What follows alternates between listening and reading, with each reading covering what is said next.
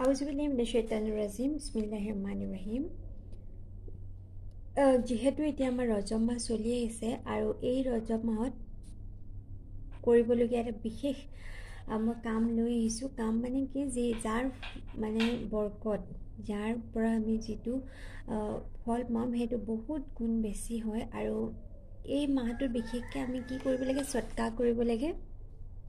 যিটো আমাৰ আমি যিটো পাৰোঁ বোলে আপুনি এটকাও সৎকাৰ কৰিব পাৰে, যিটো আমাৰ কেপাচিটিৰ ভিতৰত থাকে। বোলে ছাপ'জ আপুনি 1 কেজি চাউলো কাৰোবাক দান কৰিব পাৰে, বা আপোনাৰ কেপাচিটি চাই আপুনি 1 কুইণ্টেল চাউলো কাৰোবাক দিব পাৰে। আৰু চাউলে যে দিব সেইটো নহয়, কাৰোবাক আপুনি কাপোৰো দিব পাৰে। যাৰ যিটো প্ৰয়োজনীয় আপুনি বুলি ভাবে সেইটো আপুনি দিব পাৰে। বিশেষকৈ এই মাহটো বেছিকৈ আমি কি কৰিব লাগে, সৎকাৰ কৰিব লাগে আৰু তবাহ কৰিব লাগে। যিমান আমি আস্তাগফিৰুল্লাহ পঢ়িম, যিমান গুনাহ নকৰোঁ কিয়, আল্লাহে আমাক এই মাহটোত জান্নাতৰ যিখন দৰ্জা আমাৰ ফালে মুকুৱাই দিয়ে। আৰু সেইকাৰণে আমি যিমান মানে মাটিৰ ফালে মুকুৱাই দিয়ে, আৰু আমি যিমান দোৱা কৰিম সেইখিনি স্বভাৱ আমি লাভ কৰিম। সেইকাৰণে যিমান পাৰোঁ আমি আস্তাগফিৰুল্লাহ পঢ়িব লাগে, তবাহ কৰিব লাগে আৰু সৎকাৰ কৰিব লাগে।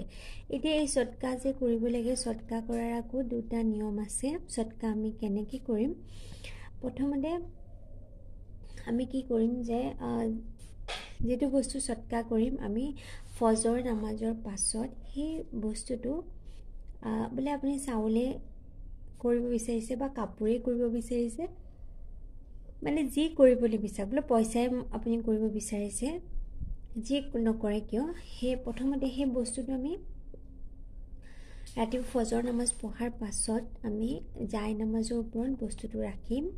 তাৰপাছত আমি 11 বাৰ দৰুদ পঢ়িম। পঢ়াৰ পাছত আমি ইয়া ৰাজ্জাকু ইয়া গানিও এবাৰ, এনেকৈ ইয়া ৰাজ্জাকু ইয়া গানিও হ'ল 2 বাৰ, ইয়া ৰাজ্জাকু ইয়া গানিও এনেকৈ 1000 বাৰ আমি পঢ়িম। আৰু পঢ়াৰ পাছত যি বস্তুটো আপুনি দান কৰিম বুলি ভাবিছে সেই বস্তুটোৰ ওপৰত আমি কি কৰিম, ফু মাৰিম।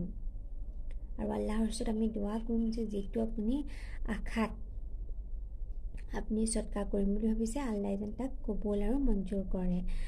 আৰু তাৰপিছত আপুনি সেই বস্তুটো যোনজন মানুহ বা যাক আপুনি দিম বুলি ভাবিছে তেওঁক আপুনি দান কৰিব।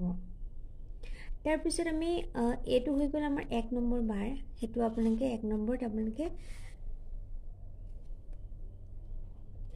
দান কৰিব।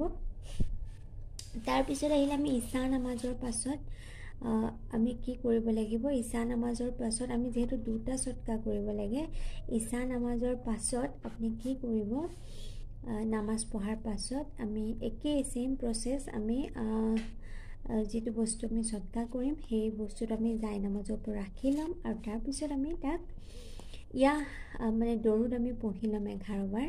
তাৰপিছত ইয়া হাইয়ু ইয়া কাইয়ুম, ইয়া হাইয়ু ইয়া কাইয়ুম হ'লে এনেকৈ কৰি আপোনালোকে 1000 বাৰ পঢ়িব। আৰু যিটো বস্তু থাকে সেই বস্তুটোৰ ওপৰত ফুক মাৰিব। আৰু ফুক মৰাৰ পিছত আমি সেই বস্তুটো ঠিক আগৰ দৰে আমি আল্লাহৰ ওচৰত দোৱা কৰিম। আৰু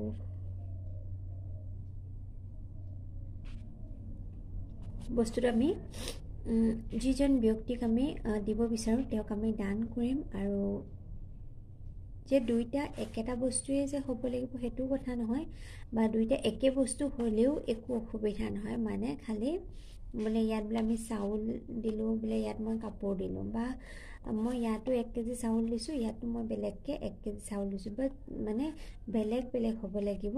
একেটা বস্তু হ'ব পাৰে কিন্তু বেলেগে বেলেগে আমি 2 বাৰ ল'ব লাগিব। তো এনেকৈ লৈ মানে এই ৰাতিপুৱা বস্তুটোকে নেক্সট ঈশালে আকৌ তাকে আমি ৰাখি থ'ব নালাগিব, ই হ'ল আৰু ইয়াক আমি দি দিম।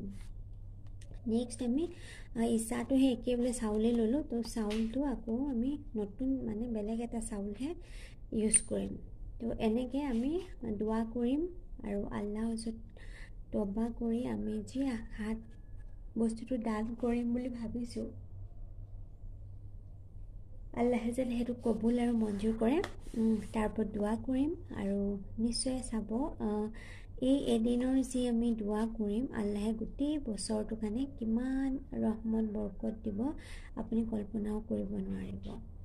আৰু বিশেষকৈ এই মাহটোত সদকা কৰা আৰু তওবা কৰা, আৰু আমি উঠোতে বহোতে যেতিয়া আমি সময় পাওঁ তেতিয়া আমি যদি আস্তাগফিৰুল্লাহ পঢ়ি থাকোঁ, তওবা কৰি থাকোঁ, আল্লাহে আমাৰ গুনাহখিনি বহুত কমাই দিব। আৰু বিশেষ নাই, এই মাহটো যিমান পাৰে আমি সদকা কৰিব লাগে আৰু তওবা কৰিব লাগে, আল্লাহে যেন আমাক গুনাহৰ পৰা মুক্তি দিয়ে। আৰু আজিলৈ আহোঁ। আসসালামু আলাইকুম ওয়া ৰাহমাতুল্লাহি ওয়া বাৰাকাতুহু।